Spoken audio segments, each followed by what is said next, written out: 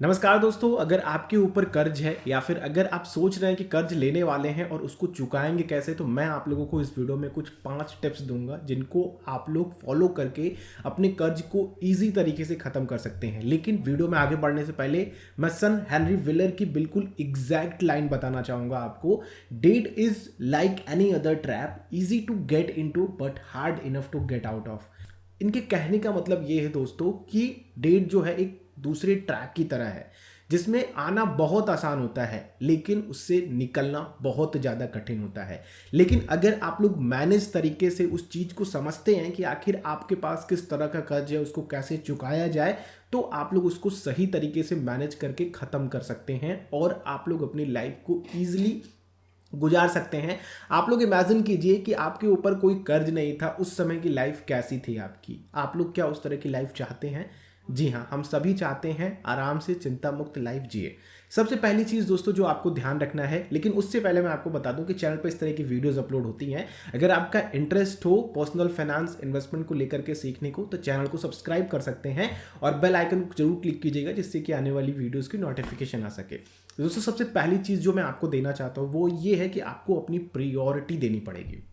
आप किसी भी चीज़ को प्रायोरिटी से करते हो तो वो चीज़ें आपके लिए फलदायक होती हैं। तो सबसे पहले आपको अपनी प्रायोरिटी सेट करनी पड़ेगी कि आपको अपने कर्ज को ख़त्म करना है। ये आप अपने अंदर गांठ बांध लो। दूसरी चीज़ थोड़ा सा टेक्निकल है जिसको आपको करना पड़ेगा। आप सबसे पहले अपने कर्ज को अलग अलग डिवाइड कर लो। एक एसेट में रखो और एक रखो लाइबिलिटी में। एक कॉलम बना लो कॉपी पेन में, एक एसेट वाले कर्ज लिखो और एक लाइबिलिटी। एसेट और लाइबिलिटी वाले कर्ज क्या होते हैं? एसेट जो आपका पैसा कहीं पर लिया हुआ है, बैंक से लोन लिया हुआ है या फिर किसी से भी उधार लिया हुआ है और वो आपको जनरेट करके दे रहा है पैसा, that is one asset. Liability क्या होती है कि आपके पास से पैसा जा रहा है लेकिन उससे किसी भी तरह का रिटर्न नहीं आ रहा है। जो भी आपने कर्ज लिया हुआ है, जहां भी खर्च किया हुआ है, चाहे वो इन्वेस्टमेंट हो या फिर किसी भी तरह का हो, आपके एट द एंड आपके यहाँ से कैश नेगेटिव कैश फ्लो है, यानी कि आपके पास से ही पैसा जा रहा है, वहां से पैसे नहीं आ रहे हैं। इसको मैं बता दूं जरा कि लाइबिलिटी क्या होती हैं। जैसे कि आपने लिया हुआ है कार लोन, आपने लिया हुआ अपने खुद का होम लोन, ये भी एक लाइबिलिटी होती है, इस बात को ध्यान रखिएगा। अगर आपने एजुकेशन लोन लिया हुआ है तो ये भी एक लाइबिलिटी है, या फिर ऐसी चीज़ें जिनसे आपका पैसा जा रहा है और उनसे किसी भी तरह का रिटर्न नहीं आ रहा है, दैट इज़ वन लाइबिलिटी। अब इसको आपने कर लिया तो अब आपको करना क्या है अगले स्टेप में कि आपको सबसे पहले लाइबिलिटी वाले कर्जों को खत्म करना है। एक चीज मैं आपको बता दूं कि अगर आप देखोगे कि जो भी लाइबिलिटी होगी आपकी, उन पे इंटरेस्ट रेट्स आपको ज्यादा देने पड़ती हैं, यानी कि ब्याज दरें ज्यादा देनी पड़ती हैं, ठीक है। तो आप कोशिश करो कि लाइबिलिटी वाले को ज्यादा प्रायोरिटी दो एज कंपेयर टू एसेट, क्योंकि एसेट क्लास वाले जो भी लोन्स हैं आपके, वहां से एट द एंड आपका पॉजिटिव कैश फ्लो है, तो उस पर आपको थोड़ा कम फोकस करके लाइबिलिटी वाले को पहले खत्म करना है। आई होप आप लोग इस स्टेप को समझ गए हो। तीसरा स्टेप जो आप लोग करना है, एक होते हैं छोटे कर्ज और एक होते हैं बड़े कर्ज। छोटे कर्ज क्या होते हैं? जैसे कि आपने 50,000 ले रखा है, 20,000 ले रखा है, 30,000, लाख रुपए, ये अगर आप लोग 2, ढाई, 3 लाख दे आते हो तो ये एक छोटे कर्ज है। ये आपके ऊपर है कि आप कितना छोटा कर्ज मानते हो। किसी के लिए 1 लाख बहुत बड़ा अमाउंट हो सकता है, किसी के लिए 1 लाख बिल्कुल हमारे लिए 5,000 के बराबर हो सकता है, ठीक है। तो वो उनकी थिंकिंग है। तो आप अपने अकॉर्डिंग सोच सकते हो कि 1 लाख, 10 लाख, 20 लाख ये छोटा कर्ज आपके लिए है या फिर बड़ा कर्ज है। तो उन छोटे कर्ज को पहले चुकाने की कोशिश करो। इससे होगा क्या कि आपके पास जो लोन की काउंटिंग है, जो संख्या है, वो कम हो जाएगी। अब आपके ऊपर बर्डन कम समझ में आएगा, क्योंकि जब आपके ऊपर प्रेशर ज़्यादा होता है, जब आपके ऊपर बर्डन ज़्यादा होता है, तो वो आप उस स्थिति में कई लोग अच्छा करते हैं, उस स्थिति में कई लोग खराब भी करते हैं। ज़्यादातर लोग 95% लोग खराब करते हैं प्रेशर में। तो आप अपने प्रेशर को कम करो, छोटे कर्जे को खत्म करो सबसे पहले, फिर बड़े कर्जे की तरफ शिफ्ट हो। अब बड़े कर्जे को आपको एकदम से बंद नहीं कर देना है, उनकी तरफ धीरे धीरे जाए। बड़े कर्जे क्या होते हैं? जैसे कि आपके होम लोन्स हो गए या फिर आपने कार लोन्स ले रखे हैं जिनमें एटलीस्ट कम ब्याज दरें जा रही हैं और थोड़े लंबे समय के लिए भी हैं आपके।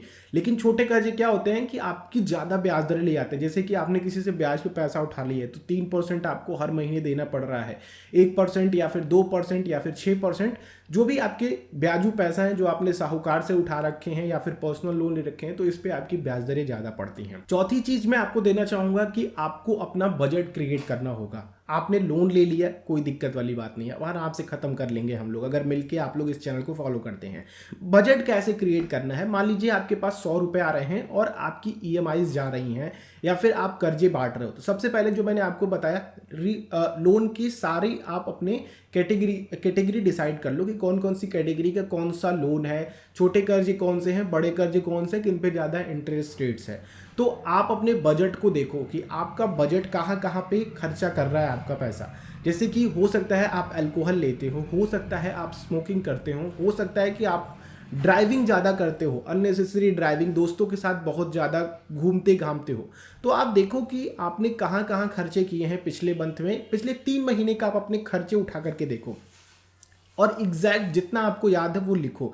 आपने बाहर कितना खाया, आपने रेस्टोरेंट में कितना खर्चा किया, आपने कितनी टिप दी, यहाँ तक कि आप कितने का पेट्रोल भरवाते हो और कितना चलता है, आप अपने दोस्तों के साथ कितने खर्चे करते हो। अलग अलग खर्चे होते हैं दोस्तों के साथ, उनके ऊपर भी अपने ऊपर भी मिला करके बहुत बड़े खर्च हो जाते हैं। आप स्मोकिंग करते हो तो स्मोकिंग में देखो कि आप कितना खर्चा कर रहे हो, अल्कोहल लेते हो तो अल्कोहल में देखो कि आप कितना खर्चा कर रहे हो। तो इस तरह के खर्चे आप उठा करके लिखो वहाँ पे, और अपने घर के एक्सपेंसेस लिखो अगर आपके ऊपर हैं वो बर्डन सारे। तो उन सारी चीज़ों को लिखो और देखो कि आपका 3 महीने में जो फालतू के खर्चे हैं जिनको आप नहीं करते तो आपका काम चल जाता, कोई दिक्कत वाली बात नहीं होती। तो उन खर्चों को कोशिश करो कि आगे चल करके ना करो। अब इससे होगा क्या कि आपके ऊपर बहुत ज़्यादा पैसे होंगे, आपके पास बहुत ज़्यादा पैसे होंगे और उन पैसों को उठा करके आप छोटे कर्ज को ख़त्म कर सकते हो, या फिर ऐसी ब्याज दरों को कम, जो ज़्यादा ब्याज दरें हैं उन ब्याज दरों को कम कर सकते हो। तो इस तरह से आप अपना बजट क्रिएट करो और उनको फॉलो करो, अपनी प्रायोरिटी सेट करो। जैसा कि मैंने आपको पहली स्टेप में ही बताया कि आपको अपनी प्रायोरिटी सेट करनी पड़ेगी। 5वीं चीज़ दोस्तों कि आप अपने बैंक में पता करो, अगर आपने होम लोन लिया है, कार लोन लिया हुआ है, 2 व्हीलर लोन लिया हुआ है, पर्सनल लोन लिया हुआ है, तो इस समय के हिसाब से देखा जाए तो बैंकों की ब्याज दरें काफ़ी कम है। अगर हम लोग लोन्स की बात करते हैं तो आप अगर फ्लोटिंग रेट ले रखे हो तो बैंक को जाकर के बोलो कि भैया आप मेरी ब्याज दरें कम करो, क्योंकि ब्याज दरें कम हुई हैं दूसरे बैंकों में भी। RBI का रेपो रेट जो आता है तो उससे होता क्या है ना कि बैंक की ब्याज दरें प्रभावित होती हैं। तो अगर आपने फ्लोटिंग रेट पे ले रखा है तो होगा क्या कि अगर रिजर्व रेपो रेट कम होता है तो आपकी ब्याज दरें कम होती हैं, अगर बढ़ता है तो ब्याज दरें बढ़ती हैं। तो बढ़ने पे बैंक वाले बढ़ा देते हैं लेकिन घटने पे घटाते नहीं हैं। तो आप अपने बैंक की ब्याज दरों को चेक करते रहा करो। अगर आपने फ्लोटिंग रेट पे लिया हुआ तो आप बैंक से कहो कि आप ये ब्याज दरें कम करो, ठीक है। कई बार बैंक नहीं करते हैं, उसको अनदेखा कर देते हैं। वहीं पे दोस्तों अगर आपको लगता है कि आपका बैंक नहीं कर रहा है तो आप उनको बोलो कि हम अपना लोन ख़त्म करना चाहते हैं यहाँ से और अपना लोन दूसरे बैंक में ट्रांसफ़र करना चाहते हैं।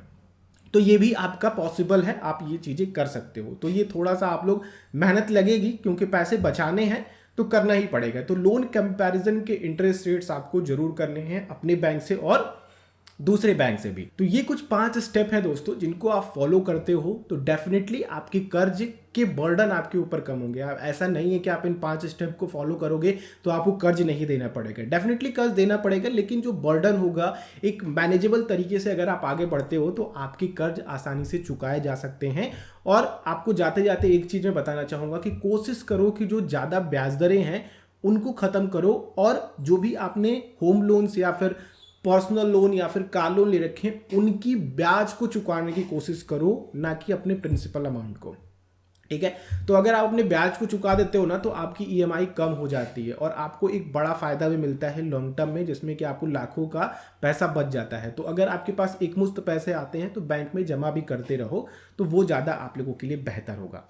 तो आई होप दोस्तों ये वीडियो आप लोगों के लिए कुछ हेल्पफुल निकल करके आए होगी। जो भी आपका फीडबैक हो नीचे कमेंट कर सकते हैं। ये वीडियो अच्छी लगी हो तो लाइक कीजिए और हमें प्रोत्साहित कीजिए, दूसरों के साथ जरूर शेयर कीजिए जिससे कि उनको भी इसके बारे में पता चल सके और वो भी किस तरह के लोन की ट्रैप में फंसे हुए हैं तो वो अपने आप को बचा सके। और एक चीज़ और मैं आपको बता, ट्रैप से याद आया मुझे कि क्रेडिट कार्ड को आप अवॉइड कीजिए। क्रेडिट कार्ड वाले खर्चों को अभी हो सके तो क्रेडिट कार्ड को ब्लॉक कर दो अगर आपने क्रेडिट कार्ड लिया हुआ है तो चलिए दोस्तों हम लोग नेक्स्ट वीडियो मिलते हैं। चैनल पर अगर आप लोग नए हैं सब्सक्राइब कर लीजिएगा और बेल आइकन को जरूर क्लिक कीजिएगा जिससे कि आने वाली उन वीडियोस की नोटिफिकेशन आ सके जो चैनल पे अपलोड होंगी। हम लोग नेक्स्ट वीडियो मिलते हैं। आप लोगों का दिन शुभ हो। जय हिंद।